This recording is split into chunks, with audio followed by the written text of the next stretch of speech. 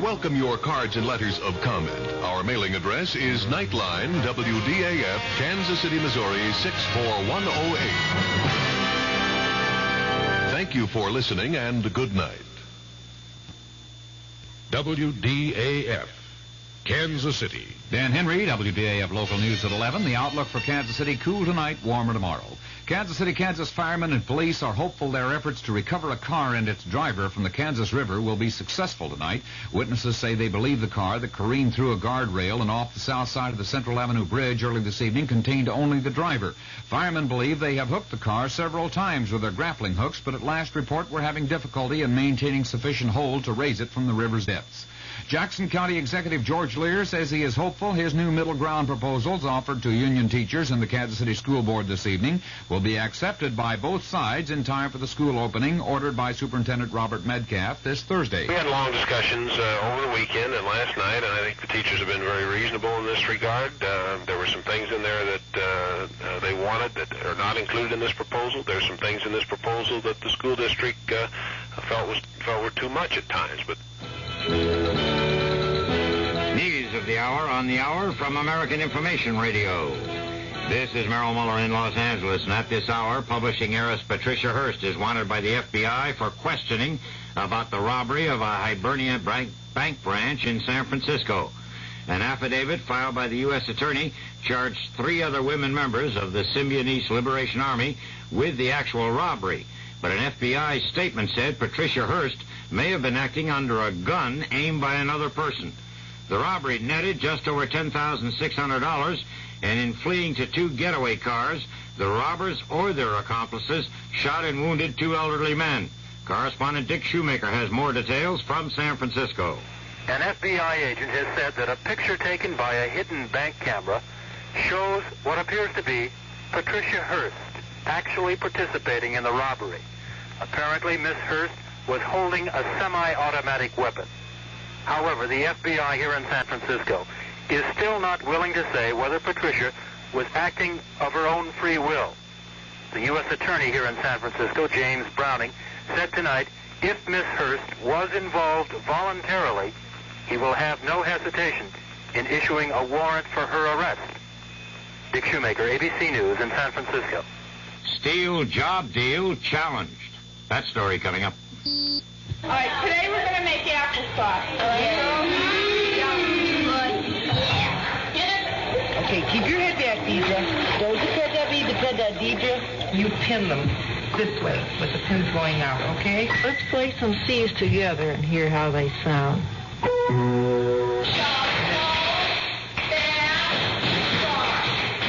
going to give us the recipe to how to make it?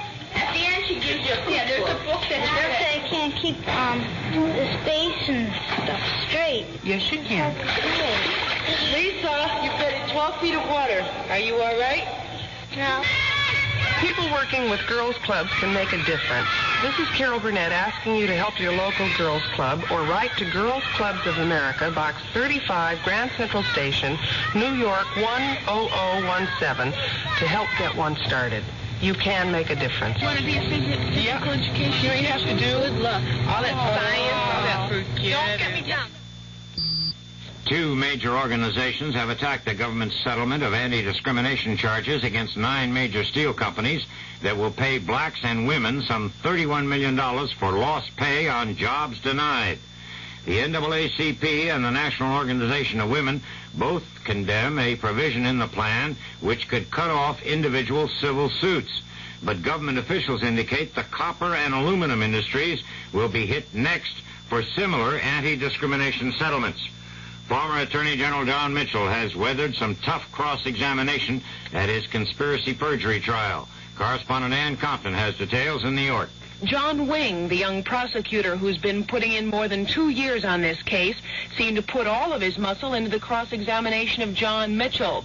But the tougher the questioning, the harder Mitchell would rock back in the witness chair, never giving an inch, denying he ever flexed his own political muscle for Robert Vesco, who was in trouble with the government. Though Mitchell showed no signs of being rattled, he did slip at one point, addressing Prosecutor Wing as Mr. Dean, apparently thinking of John Dean, one of Mitchell's chief accusers in this conspiracy and perjury trial. Ann Compton, ABC News, New York. Lebanon has asked the UN Security Council to take any appropriate means to stop Israeli attacks on Lebanese territory as retaliation for terrorist raids. Egypt warned in the debate that Israel would be responsible for any escalation of the Golan Heights fighting with Syria. In Paris, the South Vietnamese foreign minister has announced suspension of the peace talks with the Viet Cong until such time as battlefield attacks are replaced by evidence of goodwill from the Viet Cong. This is Information Radio News.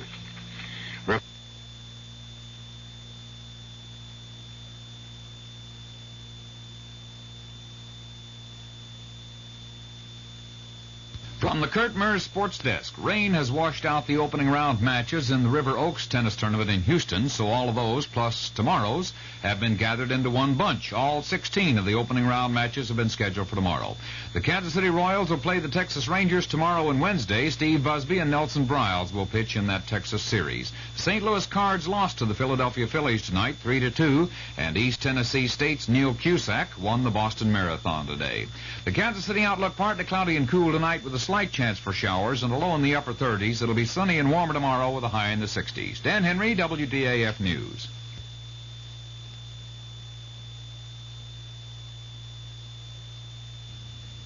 The CBS Radio Mystery Theater presents...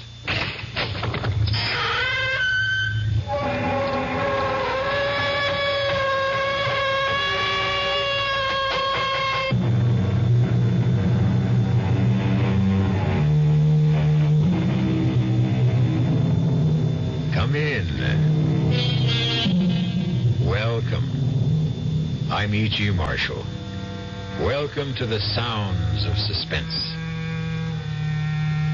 Justice, the noblest creation and the highest ideal of man.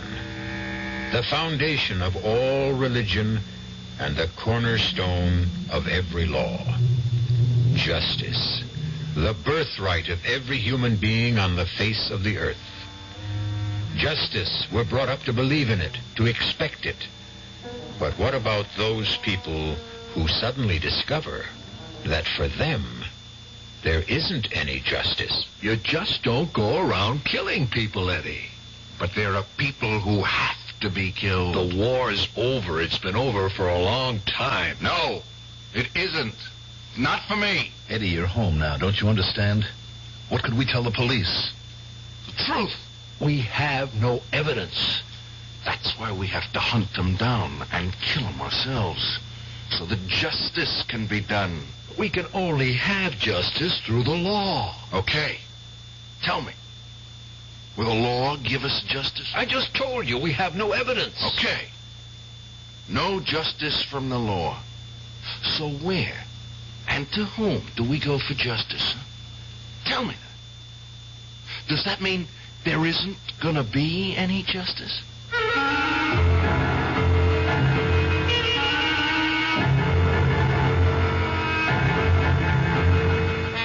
Our mystery drama, Only the Dead Remember, was written especially for the Mystery Theater by Sam Dann and stars Tony Roberts and Mandel Kramer. It is sponsored in part by Anheuser-Busch Incorporated, Brewers of Budweiser, and by the Kellogg Company, makers of Kellogg's Special K cereal. I'll be back shortly with Act One.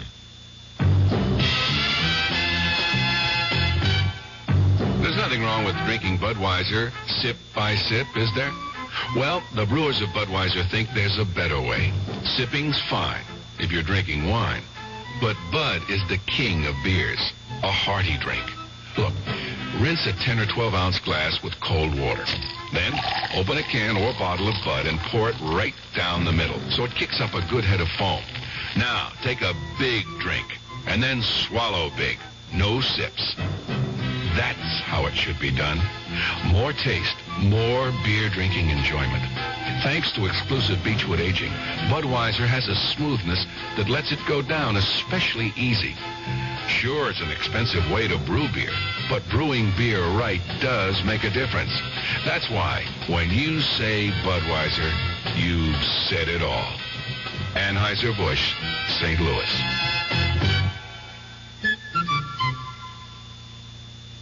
I've found the work to be really challenging, and I enjoy it a lot. If I didn't enjoy it, I wouldn't be in it. People. My orientation all my life has been, to help. I wouldn't have been in Red Cross if I didn't care, about people. People who care about other people. It's an opportunity for me to help other people and to see my efforts and my skill pay off. It's just a very rewarding feeling to think that some little thing you've done is going to help somebody else. It's the joy you feel when you've helped someone. People who help other people. It's like anybody involved with Red Cross programs. They want to volunteer and they want to help. They are just that type of person who will go out of their way to do anything for anybody at any time, and it carries over to the work they do for the Red Cross. It's like they're there when you need them. The people who are the good neighbor. The American Red Cross. I think that anything you know in this world, if you don't use it when it's needed, what good is it?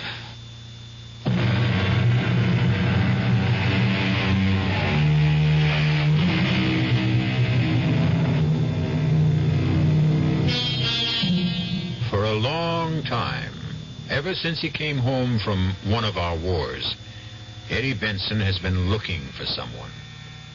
Those vital years of his life that might have been invested in a career, devoted to a family, have instead been devoured by an all-consuming search as Eddie Benson roamed the length and breadth of America, supporting himself by his nimble and sensitive fingers, playing the piano, in grimy saloons, in sophisticated night spots, but always looking, always listening, ever alert for a clue that could lead to his quarry. Well, now, tonight, suddenly the manhunt will come to an end in a cocktail lounge in a northwestern city just a few minutes before midnight. Odd how a search so intense could be climaxed by a discovery so casual. How so serious and deadly a crusade can be capped with a laugh.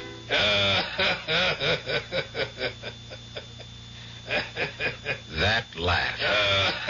Eddie Benson hasn't heard that laugh in years. That laugh. He would recognize it anywhere. It could only belong to one person. And now Eddie's fingers slide softly and swiftly over the keyboard and find a melody, a pretty little melody that has a special meaning for certain people, especially for that comfortable-looking man at the corner table, the man with that laugh. So I said to her, my dear, if I were to get married again, it'd be the triumph of hope over experience. Yeah.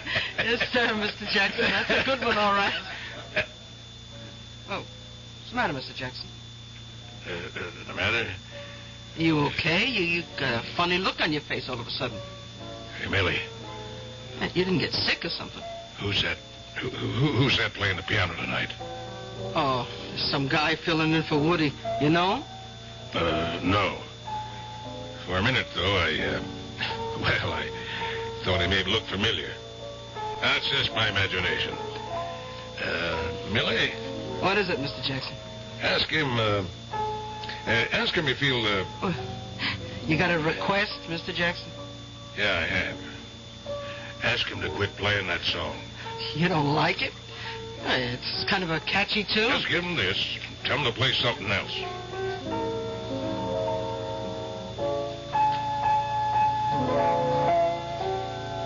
Eddie. You got a request. Request in reverse. Customer says to take this $10 and quit playing what you're playing now. What's this character's name? Jackson. R.J. Jackson. I see. R.J. Jackson. Does he, live around here? Oh, up on the hill. All kinds of money. Figures. Huh? It's funny, Millie.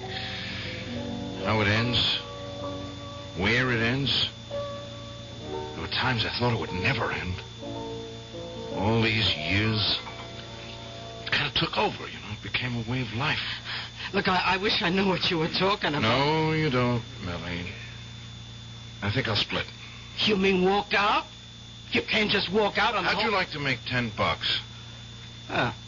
All depends. You keep the 10 spot, and as soon as I'm out of here, you go up to him, good old R.J. Jackson, see, and you say to him, Mother Hennessy's chickens are coming home to roost.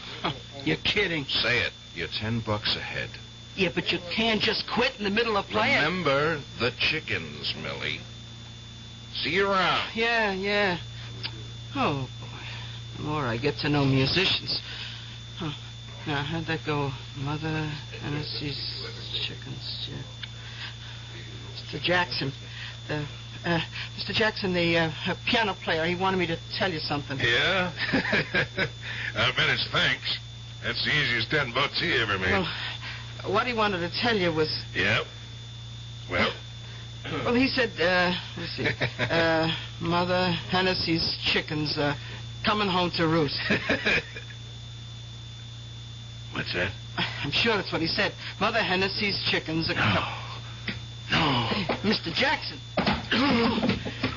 Hey, somebody, give me a hand, quick, he's fainted.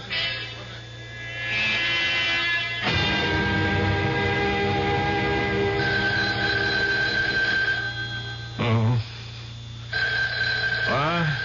Oh, go away.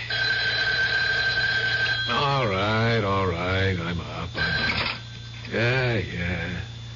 Hello? Tom Wilson? Yeah, that's Tom Wilson. You know what time it is? It happens to... I got a message for you, Tom.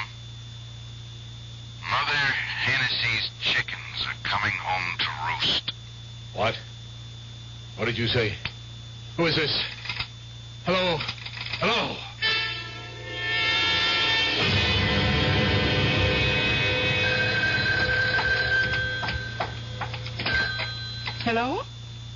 Is Bill Traynor at home? No, but I expect him. Who's calling?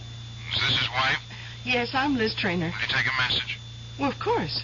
Tell him Mother Hennessy's chickens are coming home to roost. Yes? That's all. You're joking. Hello? Oh, well. Hi, darling. Oh, Bill. You just missed a phone call? Oh, never mind that. What'd the doctor say? Oh, things are just fine. He'll be born on schedule. You mean you won't take it, girl? Darling, I'll take whatever we can get. I can't believe it, honey. After all this time, everything is going our way. Tom worked out the contract. Oh, Bill. Oh, I'm so happy. We're going to be rich, honey. We're going to own a business, and we're going to be parents. What were you saying about a phone call? Oh, well, a man just called. Very mysterious. Hmm? He said to tell you that, let me see, Mother Hennessy's chickens are coming home to roost. He said what? Well, that's what he said. He hung up. Can it mean anything? Oh, no, nothing at all. Just forget it. What about dinner? Bill, dinner? Did the man say anything else? Bill, you're so pale. Honey, believe me, this is really nothing that should concern you. The key is the name Hennessy. Where should we go to dinner? Darling, you're trying to distract me. Hennessy, we don't know any Hennessy. Look, honey, I've just been going at a very fast pace, and... Hennessy's chickens. That combination is familiar. Darling, I'm really very hungry. I've got it. Oh, I've got it. Your old army outfit is holding a reunion. What do you know about my old army outfit? Oh, nothing. Nothing at all, except you and Tom Wilson were in it together. You were in Korea. You were prisoners, and you refused to talk about it, even to me. Why do you say we're having a reunion? Hennessy. Last year when we moved into this house, I was putting a lot of your old stuff away. There was an army picture of you and Tom Wilson. Well, you must have been all of 18, and 2 other young soldiers. And in the middle, an older man, a sergeant. And underneath it, you had written, Mother Hennessy's chickens. It just clicked in my mind. That sergeant, that older man. He was all of 26. Well, his name was Hennessy, wasn't it? Yes. And he looked after all of you like a mother hen. Yes. And now you're having a reunion. Oh, Bill, what a wonderful person that Sergeant Hennessy. I want to meet him. No, you can't. Why? He's dead. Oh. Was he killed in the war? In the prison camp. Bill, that music, that piano. Why don't you hear it? It's coming from the living room. Someone's playing the piano. I didn't hear anyone ring the bell. Well, let's go see. No. But someone's in the apartment. Liz, stay here. Bill. I want you to stay in the bedroom. Yes, but why? Liz, in all the years we've been married, I never asked you to do anything just because I said so. But I'm asking you now, please. All right, Bill. Just for a while.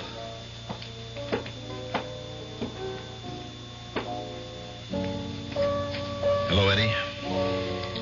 Front door was open. I just walked in. Well, you're welcome, Eddie. Been a long time. A lifetime. Nice layout. Yeah. I've done well. I'm sure you deserve it. I went to school on the GI Bill, became an engineer. I always said you had the stuff, Billy. I'm going to own a good-sized electronics company. That's nice. Our old buddy Tom Wilson, remember him? Who could ever forget Tom? Well, he's drawing up the contract. He became a lawyer. What about yourself, Eddie? Me? Yeah, a fellow with your talent, the way you could write songs like this one for Hennessy. We all figured we'd hear you doing Broadway musicals, coming up with top hits. Well, I've been too busy. Doing what? Looking for somebody. Looking for an old friend of ours. Bill, I had a phone call. The craziest phone call. Hello, Tommy. Eddie. Hey, Eddie Benson. It could only have been you. Where you been hiding? Tom? Billy? I got the greatest news in the world. I found him. I finally found him. You finally found who? The needle in the haystack. One grain of sand on the beach. It was such a long time. It was such a long search. Eddie, who did you find? Who do you think? Myers. Myers? R.J. Myers? He doesn't call himself Myers anymore, but it's still R.J. Robert Joseph. Or, as Hennessy said, our own little Bobby Joe. Well, that's incredible. Except he's not so little anymore. He's a very portly gentleman these days. You say you found him? I found him. What did you say to him, Eddie? Nothing. Well, how could you just say nothing? Tom, you, Billy, and I, we've got nothing to say to Bobby Joe. I just made sure of where we could find him, and I came here to pick up you two guys. Eddie. I have a .45. What do you guys want to use? Eddie, what are you saying? I'm saying if we leave now, we can fly to where he is in less than 3 hours and kill him before midnight.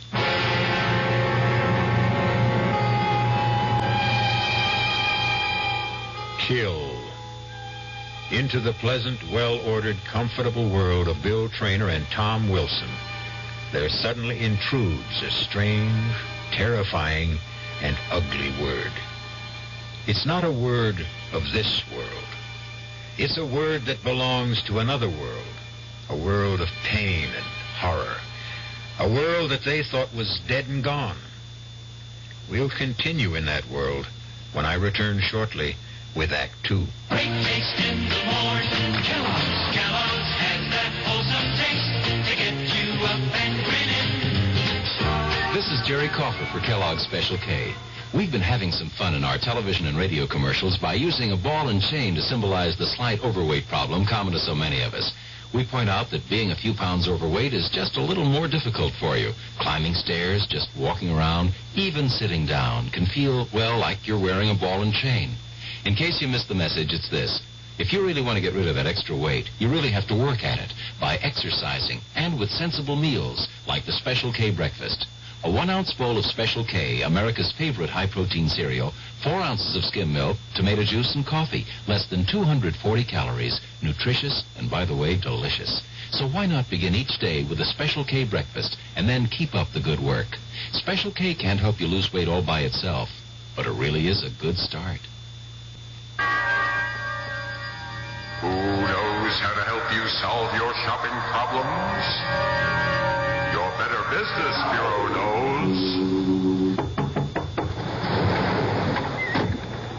Sheriff, they're gone. Lock, stock, and barrel. Those low-down polecats told me this new roof was guaranteed. She's leaking like a sieve.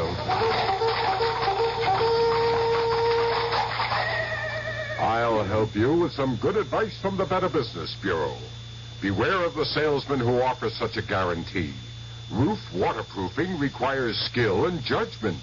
It may take several treatments to completely waterproof your roof. Remember, no known process is 100% guaranteed. Thanks, partner. Now we're riding out. Looking for them ornery polecats, Sheriff? No, looking for some buckets before we drown in here. Just another consumer tip from your Better Business Bureau.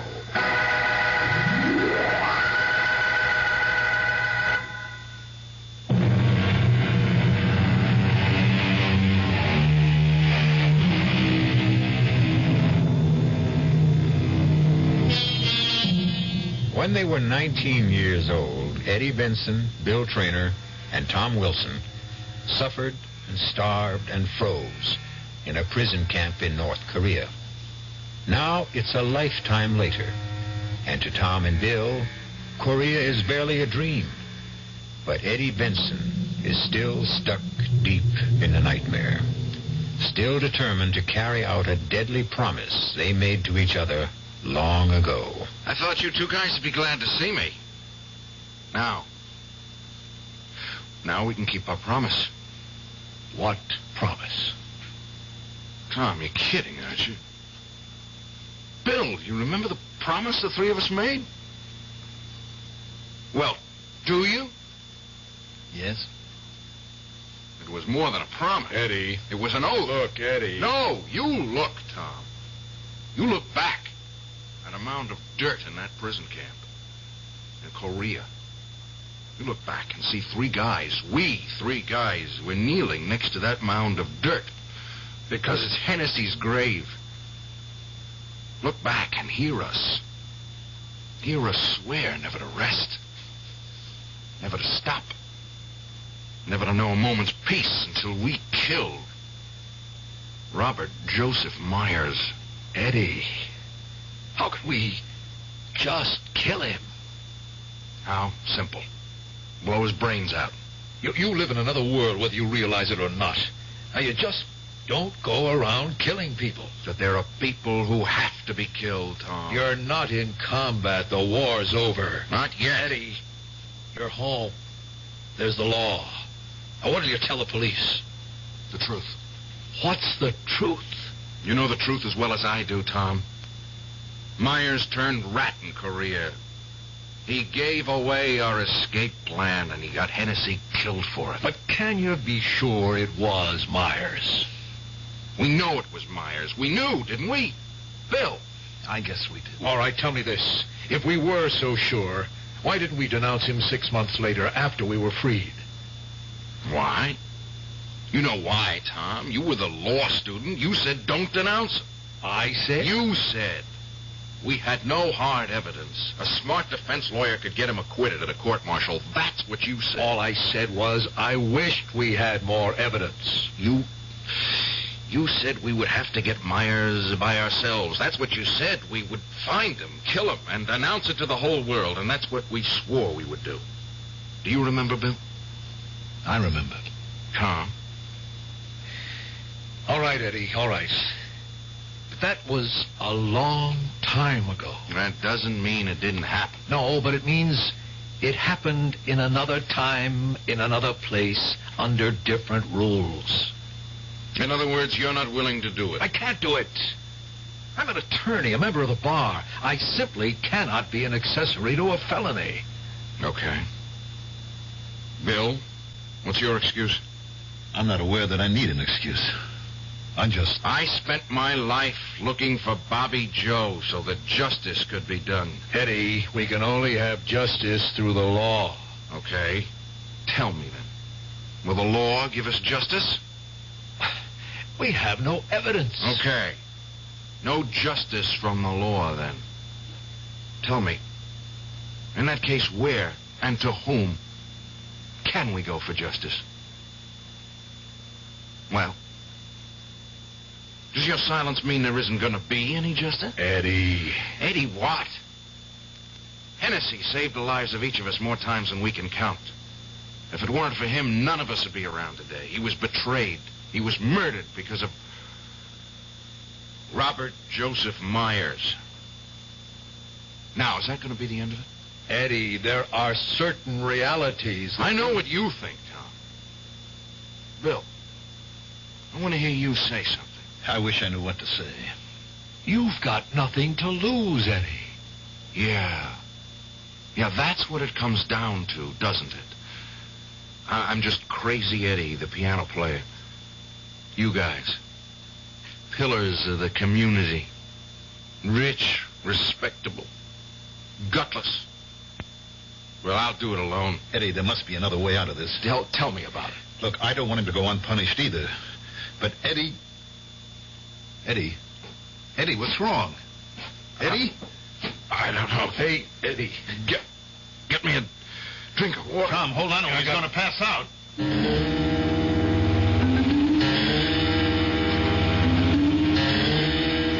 Let him sleep. What's the matter with him, Doctor? Well, I'd say this man's been living on his nerves for a long, long time. Well, what can we do for him? Let him sleep. For a week, if you can. And whatever you do, see that nothing excites him. I'm afraid that's going to be difficult. Why? Oh, it's a long story. He needs rest. Needs calm. Call me tomorrow. Yes, Doctor.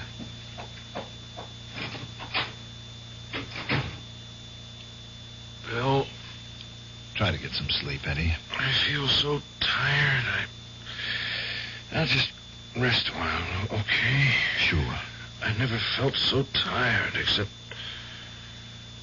when we were in Korea. Remember? Yeah. Remember how Hennessy would keep us awake while we were on guard? Sure. You were his favorite? Oh, he didn't play favorites. He liked you more than the rest of us because you were the best soldier. Eddie, try to get some sleep. I don't care about Tom, but you, especially you, have to help me kill Myers. Eddie, you need your sleep. Yeah. I'll sleep a little, and then when I feel stronger, we'll go get him. You have to help me, Bill. After all, if it weren't for you, if it weren't for you... If it weren't for me, what, Eddie? Eddie?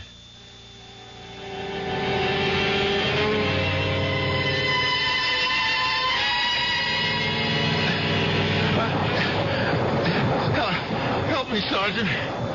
Sergeant Hennessy, get me out of here. Hennessy, help me. Please, don't leave me alone.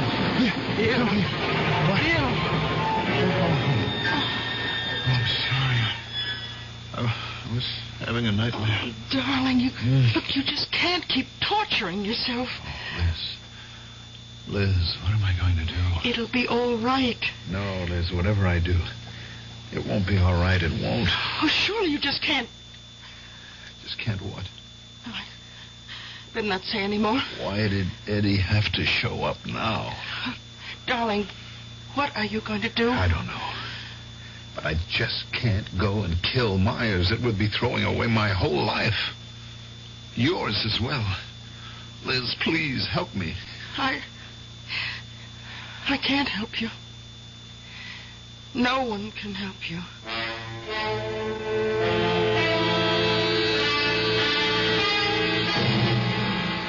It's all set. We have the closing tomorrow.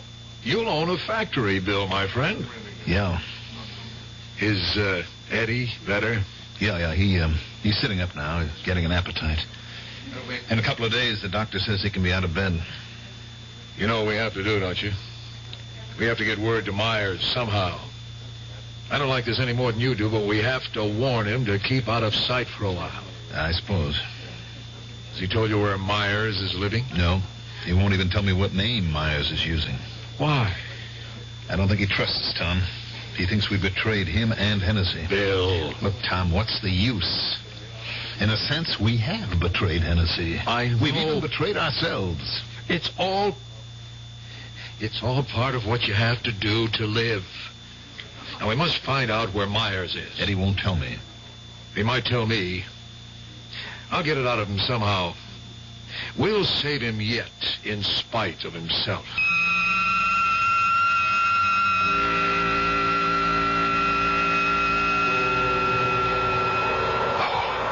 Oh, I'm freezing. It's so cold. So cold. Bill, darling, you're having a bad dream. What? Wake up. Can we Wake build up. a fire? Why won't they let us build a fire? Bill! A fire? Bill, please. Why can't they let us have a fire? Bill. Eddie? Yes. Eddie? We gotta break out of here tomorrow night. Hennessy said to tell you. We won't have a chance. We better not. We'll die if we stay here, Tom. He's right, Tom. You guys know where we have to meet? Yeah, Tom and I know. Did you tell Myers? No. Why not? Myers isn't going. Why not? Shut up, Bill. You can't tell who's around. Hennessy says Myers can't cut it. But he's one of us. We can't leave him here. Hennessy says we can't take a chance on him. No. No what? Without Hennessy and us around to protect him, he'll die here. I'm going to talk to Hennessy. I'll convince him. I'll convince Hennessy that we have got to take Myers. I'll convince him. Bill, wake up. Darling, you're dreaming again. What? Yeah. Oh. Bill, are you all right? Yeah. I'm all right. Oh. Only sometimes I don't know which is the dream. This or Korea.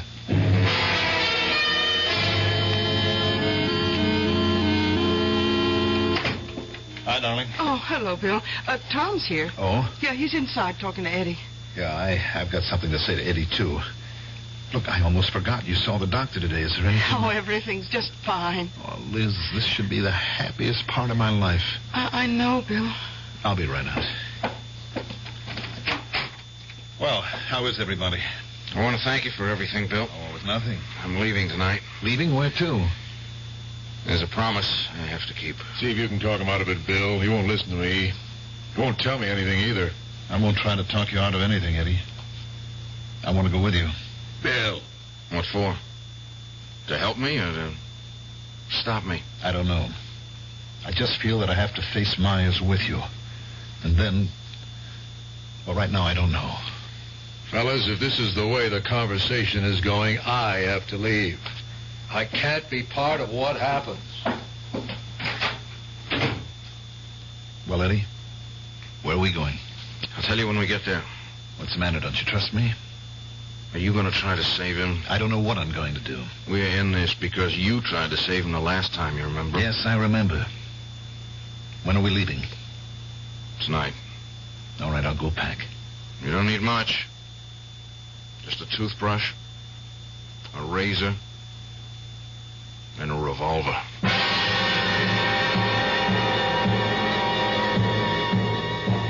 The decisions have been made. Or have they? Tom stays, Bill goes. But what is it that Bill will do when he faces Myers?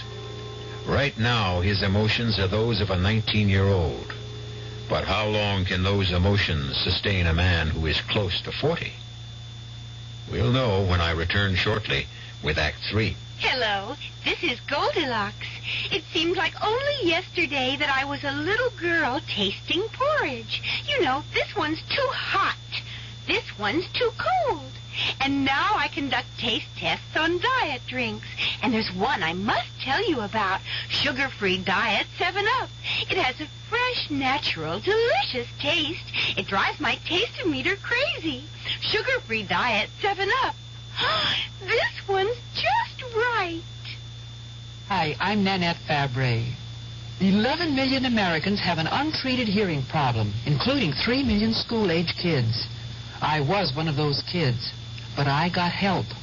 Most hard of hearing people can be helped either medically or through amplification.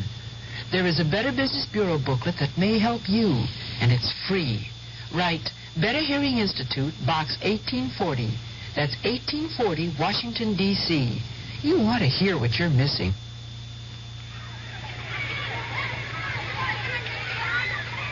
Pollution, crime, substandard housing, energy crisis, corruption, inequality, vandalism. If you don't like these conditions, you can do something about it. Law Day, May 1st, reminds us that the great thing about our system is that people can have a voice in improving it if they understand it and if they use that voice in the many ways possible. Through involvement like helping to register voters, campaigning for candidates, voting. People of all ages can work to bring about change lawfully. But with almost half the population under 25, youth can make the difference. Learning what can be done and how should begin at an early age. Law Day urges young America to lead the way. Help preserve good laws. Help change bad laws. Help make better laws. A public service message of the American Bar Association and your state and local bar associations.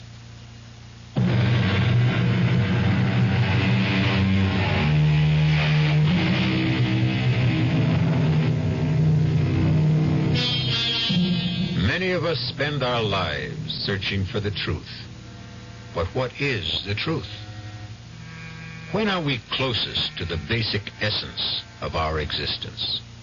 Is it when we have the experience and wisdom of age, or the fire and idealism of youth? We keep asking, what is the truth? The answer is, each man must find his own truth. Liz, Eddie's gone. Yes, I know. You know? Well, I went to his room to see if he was up to having dinner, and he wasn't there. But I was supposed to go with him. I know that, too.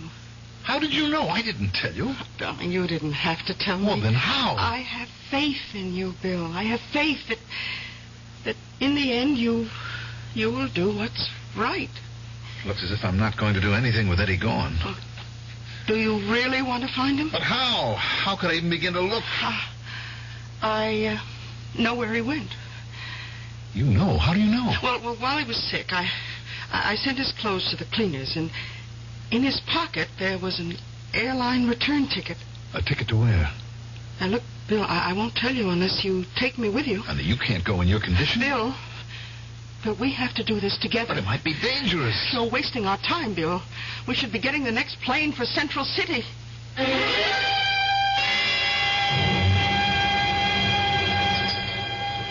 Oh, boy, I didn't realize how hungry I was. Well, we missed dinner last night. Now, tell me something. How do we find Eddie in a city this size? Where's the waitress? Oh, miss.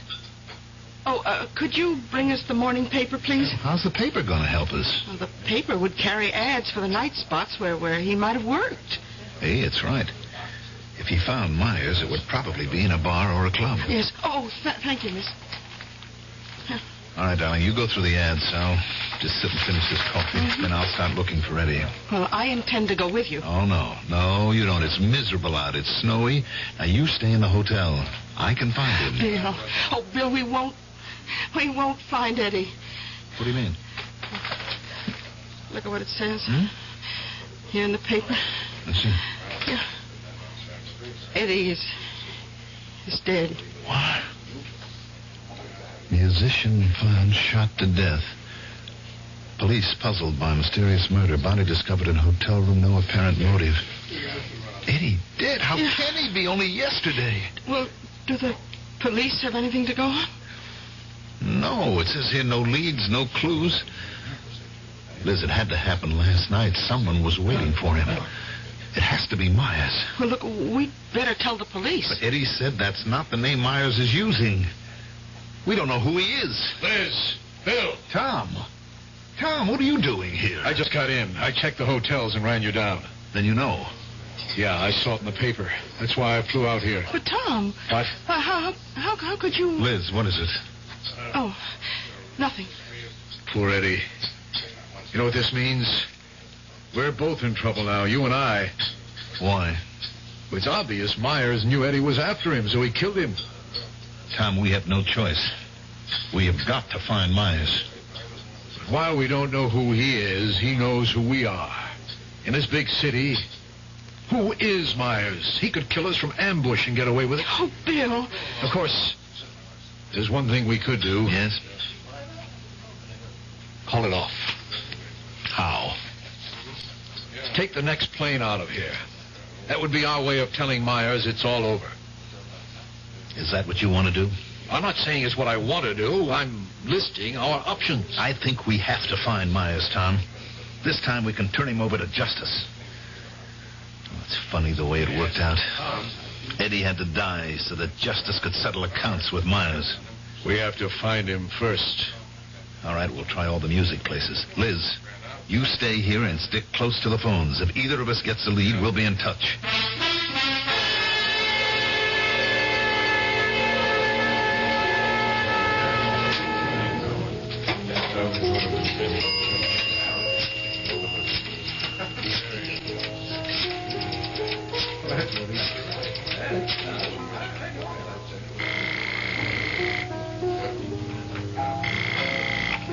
Hello?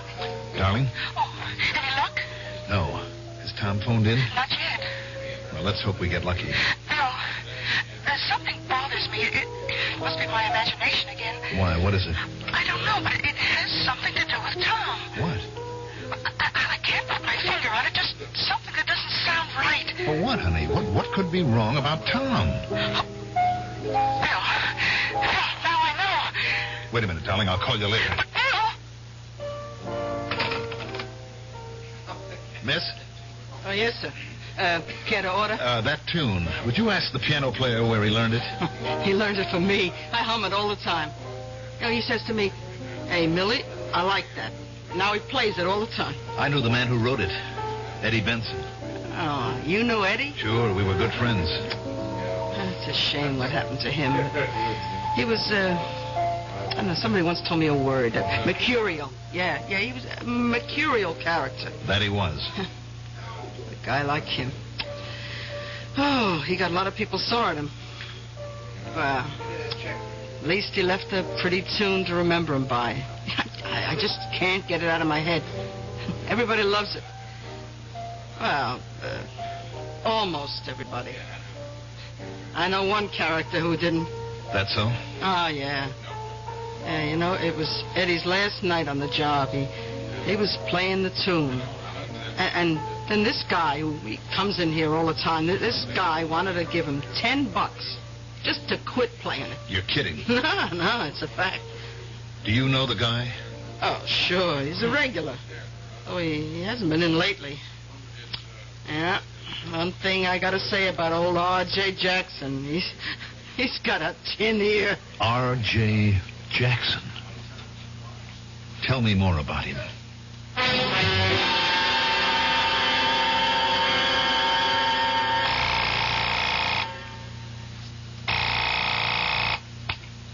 Hello?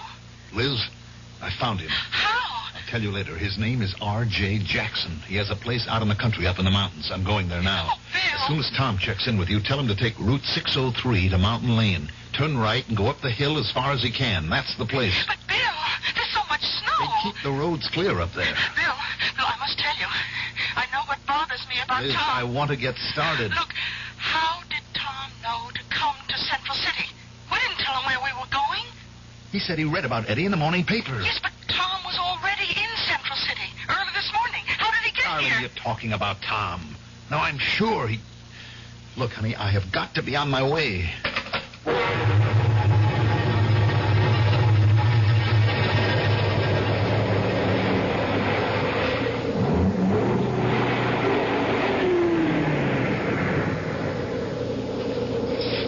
Hi, Tom. Glad you made it. Yeah. I guess this is as far as the car can take us. It's that house on the top of the hill. Yeah. I think we should have sent the police. How? Once again, we don't have the evidence? And what are we going up there for? To kill him ourselves? No. I think we can get a confession out of him. Oh, sure. Now, look, he's human. He's got a guilty conscience. He'll break down. He has to. Now, come on. Boy, looks like Korea, doesn't it? Yeah. Miles and miles of nothing. You could just sink into the snow. It could just be the end of everything. That's far enough. What? Stay where you are. Look in the doorway. It's Myers. Got a rifle. You're trespassing. Now get out of here, or I'll shoot. You wouldn't shoot us, Myers. My name isn't Myers. Now get out of here. We have to talk with you, R.J. We're coming up. I'm warning you. Come on, R.J. You can't get away with it. Look out! Hit the ground. Stay low, Tom. There's a line of trees leading up to the house. We'll work our way in. Hell, this guy can kill both of us. I don't think he wants to. Are you crazy? This is the man who just killed Eddie last night. Right now, he's scared. Come on. Head for those trees. Keep away! Keep away! We'll try for that stone fence. Tom, what? Put your gun away. I'm not going to let him pick me off.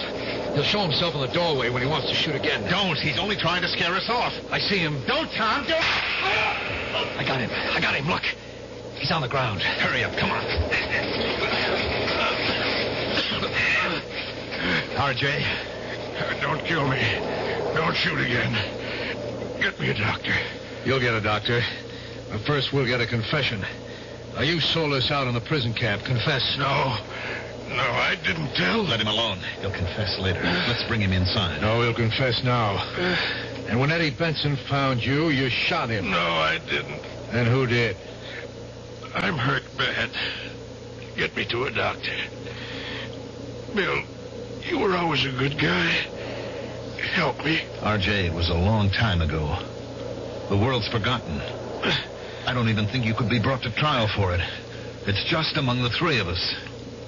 Now, I want you to confess. I didn't do it.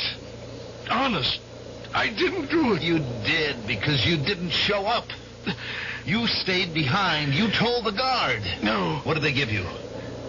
Did you have to kill Eddie, too? I didn't kill anybody. Yes, you did. We can get the waitress to testify. She'll tell how you saw Eddie in the lounge, how you passed out. Well, sure, I was scared. Because you guys always thought it was me. But it could have been anybody. You, Tom. What? Or you, Bill. Or even Eddie himself. Let's drag him down to my car and bring him in. Tom. Now, please. Haven't I suffered enough? No, it's not enough. Tom, how did you know about the waitress? Huh? How did you know about the waitress? What? You told me. No, I didn't tell you anything about the waitress. I just left a message for you to meet me here. Well, Well, you must have said something about it to Liz. But I didn't. Well, then, how would I know? How? Because Eddie told you. Eddie? Why would Eddie tell me? You said you could get it out of him. Did you tell him that I would never help him, but that you would? Is that how you got him to trust you? Oh, come on. Why would I want to kill Eddie? Because of that talk we had in my house. Maybe unconsciously, both Eddie and I started to think. Why were we always convinced that R.J. was the informer? Because you were the first one to accuse him. And who said not to denounce him to the Army? You did, Tom. And who said let's hunt him down ourselves? You did. Why? Because you knew it would be impossible. You knew we would settle down in a civilian life and forget it. Bill, you've got it wrong. But you didn't figure on Eddie. You didn't figure one of us would spend his whole life. Bill, you know me. Everywhere you turn, it's you, Tom. You with all the shrewd answers. Why did you have to kill Eddie?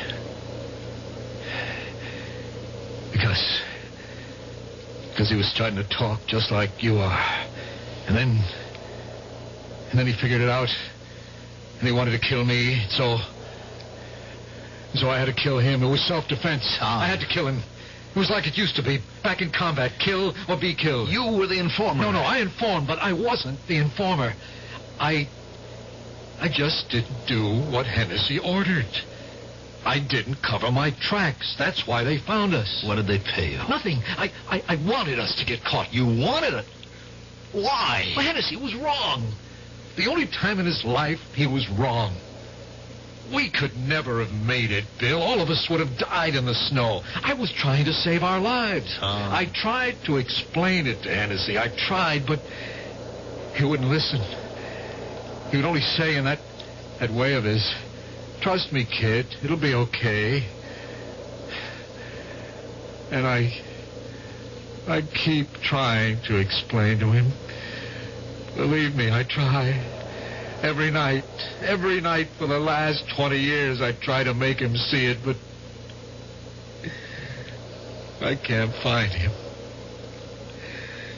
He's out there in the snow, and I can't find him. All right, Tom, we better go back to town. No, wait here. I'll find him. He can't have gone far. I'll find him. I'll explain why I did it. He'll forgive me. He'll understand. Stop him, why I did Bill. it. Stop him. He'll understand. He'll get lost out there. He'll freeze to death. I can't leave you, RJ. I have to get you to a doctor. We'll come back for Tom. Later.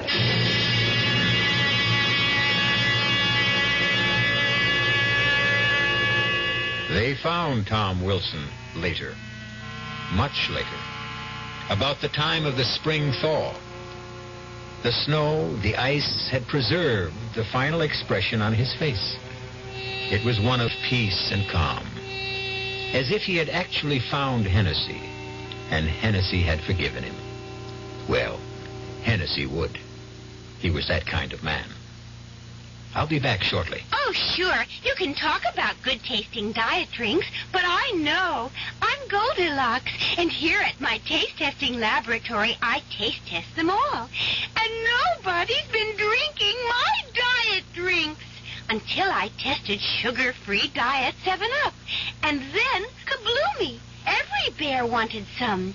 Diet 7-Up is fresh, natural, delicious. Sugar-free Diet 7-Up. This one's just right. You finally made your gift list.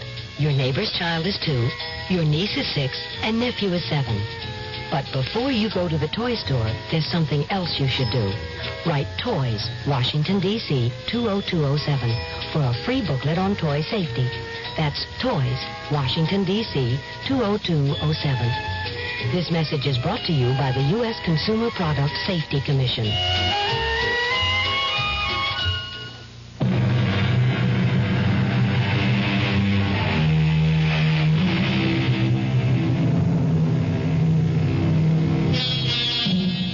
The boy dreams.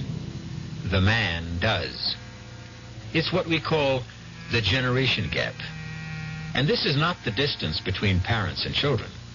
It is the unbridgeable abyss between what a man is today and what he wanted to be yesterday. But that's because you can only be young once. Something you can do more than once is listen. You can listen again and again to our Mystery Theater tales. Our cast included Tony Roberts, Mandel Kramer, George Petrie, Bryna Raeburn, and Lon Clark. The entire production was under the direction of Himan Brown. And now, a preview of our next tale. Now, what made you do a thing like that? I couldn't help it. It just came out. We were talking, and I told him about what happened to you that night. Nothing happened to me that night. It was just a mistake. You fainted. There wasn't any mistake about that. Fainted? What kind of a word is that? Old ladies faint. Me, I just conked out for a couple of minutes. Yes, but the reason... Never mind the reason. You still trying to tell me I'm nuts? I didn't see that guy in the elevator? No, I'm not saying that. Because I did see him. Understand? He was some kind of freak, that's all. And maybe somebody who had a bad accident. But a man without a mouth... It's so incredible. I mean, how can anyone live without a mouth? This guy was alive. I seen him. Yes, and he scared you so much. Did you cut that out? Radio Mystery Theater was sponsored in part by new sugar-free Diet 7-Up. This is E.G. Marshall inviting you to return to our Mystery Theater for another adventure in the macabre. Until next time, pleasant dreams.